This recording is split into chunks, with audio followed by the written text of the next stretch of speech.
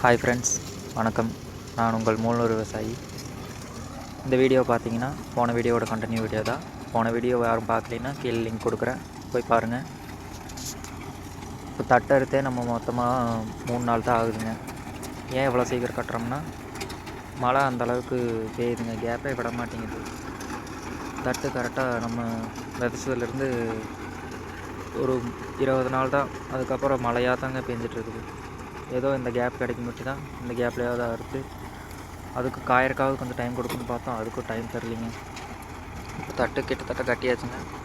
இதை டக்குன்னு போர்பட்டையில் சேர்த்திடணும். அதேமாரி இந்த தட்டு ரொம்ப நாள் வச்சுருக்கிறதுக்கெல்லாம் ஆகாதுங்க, கொஞ்சம் சீக்கிரமாகவே காலி பண்ணிடணும். இல்லைன்னா ரொம்ப நாள் வச்சுருந்தோம்னா கொஞ்சம் பச்சை அடிச்சிடுங்க, கருப்பாக இந்த மாதிரிலாம் ஆகிடுங்க, தட்டு உணர்த்திக்கலாம் போயிடுங்க. இப்போ இது பார்த்திங்கன்னா அதுவே எண்ணிக்குங்க, மிஷின் கவுண்டில். நம்ம என்ன தேவையில்லைங்க. அவ்வளோதாங்க. அடுத்த வீடியோவில் பார்க்கலாம். Bye friends.